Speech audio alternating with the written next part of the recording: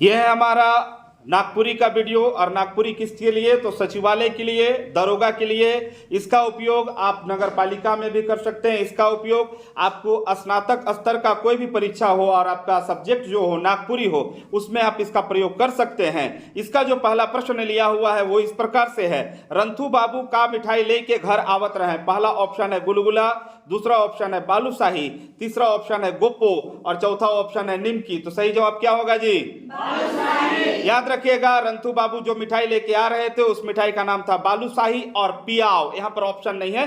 पियाव एक प्रकार का मिठाई होता है जो आपको हम जब बुक पढ़ाए थे, चैप्टर पढ़ाए थे, उसमें बताए थे पियाव किस प्रकार का मिठाई होता है, कैसे बनता है। ये जो कहानी है, ये कहानी का नाम जो जिस कहानी से लिया हुआ है उस कहानी का नाम है एक चकता रउत। क्या नाम है? एक चकता रउत को कौन लिखे थे? प्रफुल्ल कुमार राय, पी.के. रॉय। ये जो कहानी है किस पर आधारित है? तो बेमेल विवाह पर। किस पर आधारित है?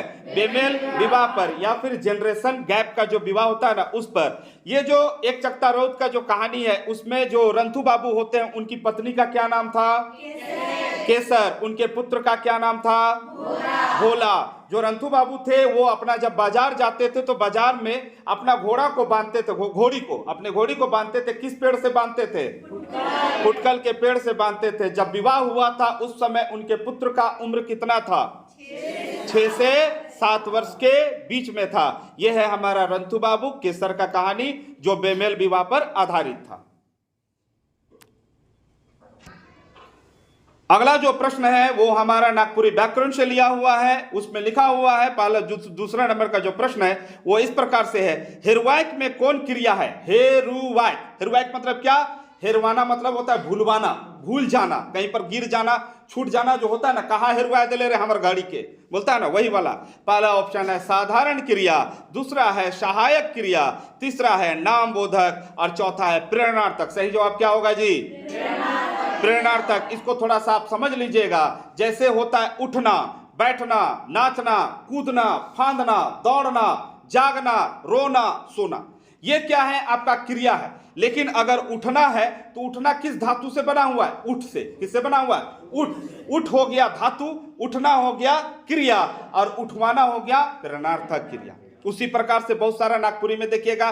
तो जैसे ये क्या था? हेरु, हेरुआना, हेरुआना, हेरुवाइक, हेरुवाइक आ गया। उसी प्रकार से जैसे चूस, चूसेक, चुसवाइक, सोट, सोटेक, सोटवाइक, खेल, खेलेक, खेलवाइक, पढ़, पढ़ेक, पढ़वाइक, खोज, खोजेक, खोजवाइक, गा, गाना, गौवाइक।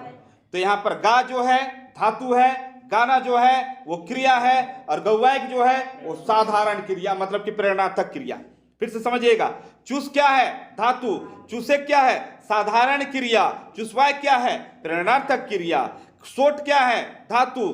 सोटेक क्या है? साधारण क्रिया।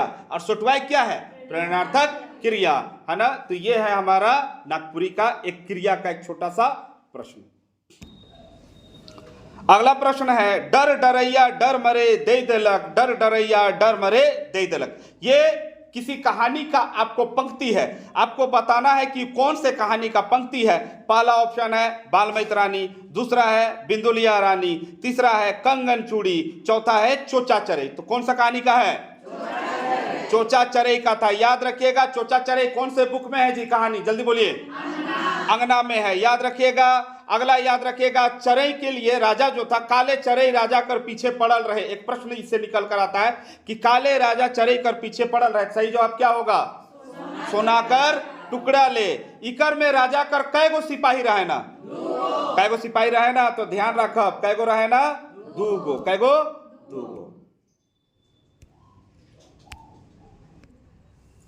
अगला प्रश्न है हमारा नागपुरी व्याकरण से ही, और ये क्वेश्चन है आपको नौरंगी जी के व्याकरण से। नौरंगी जी का व्याकरण हमारे सिलेबस में ऐड हुआ है और कहा जा रहा है कि इससे बहुत टीचर्स या बहुत सारे स्टूडेंट हमको मैसेज करते हैं कि नौरंगी जी के बुक से नहीं आएगा। लेकिन आप बताइए कि क्यों नहीं आएगा, उसका कोई प्रमाण होना चाहिए। तो एक लड़का बोला ये बहुत पुराना आपको व्याकरण का बुक है। तो याद रखिएगा, जो आपको व्याकरण का बुक है सब आदिये काल से आ रहा है, वही सबका क्या है? आधार है। तो आपका कहना निराधार हो सकता है। आप किसी के बहकावे में मत आइए और नौरंगी जी का पूरा बुक को पढ़ लीजिए। हमारा जो ये आपको नागपुरी का जो बना हुआ है कोर्स, उसमें हम मिश्रा शकुंतला मिश्र के बुक से भी पढ़ाए हुए हैं, वीरेंद्र महतो के भी बुक से पढ़ाए हुए हैं, और नौरंगी जी तीनों का बुक से एकदम समानांतर चैप्टर को ले जाके पढ़ाए हुए हैं। आप चैप्टर उठा के वीडियो में देख सकते हैं, यूट्यूब में फ्री छोड़ा हुआ है। संज्ञा का वीडियो छोड़ा हुआ है, और किसका छोड़ा हुआ है, वर्ण का। आप उसमें देख सकते हैं 3-3 घंटा लंबा वीडियो, फिर भी हम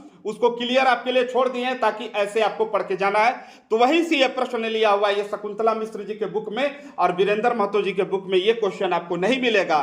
क्वेश्चन इस प्रकार से है, हौ कर मध्यम पुरुष का हुई। क्या बोले हम, हौ कर मध्यम पुरुष का हुई। पहला ऑप्शन है ही, दूसरा ऑप्शन है हिस, तीसरा ऑप्शन है हे, और चौथा ऑप्शन है हाँ। तो क्या होगा बाबू, क्या बताएं आपको, हिस। क्या होगा, हिस। याद रखिएगा, हौ का मध्यम पुरुष क्या होता है, हिस। अगर हौ का आपको पूछा जाए अन्य पुरुष तो वो होगा आपका क्या, हे। क्या हो जाएगा, हे।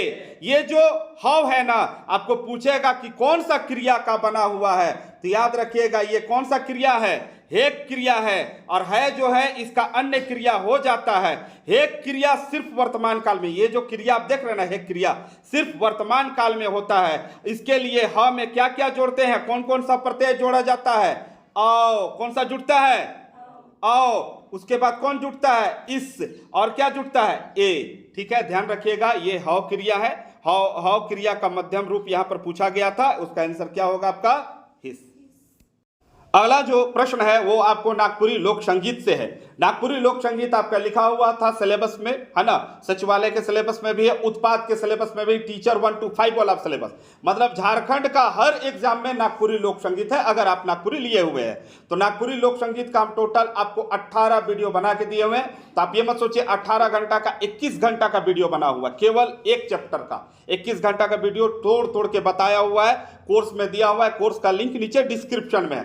क्वेश्चन है, लहसुआ नृत्य केकर अनुरूप होएला। जो लहसुआ नृत्य होता है वो किसके अनुरूप होता है। पहला ऑप्शन जो दिया हुआ है वो है आपको मुद्रा के अनुरूप, दूसरा है पर्व के अनुरूप, तीसरा है ऋतु के अनुरूप, और चौथा है तीनों के अनुरूप। तो ध्यान रखिएगा बाबू, जो लहसुआ नृत्य होता है ना, लहस लहस के डांस किया जाता है, मतलब झुक के डांस करना होता है। झुकना एक प्रकार का क्या है, मुद्रा है।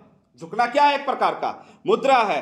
तो मुद्रा के अनुरूप चलता है। झूमर भी आपको उसी के, झूमर जो है वो भी उसी के अनुरूप चलता है। लहसुआ भी उसी के अनुरूप चलेगा।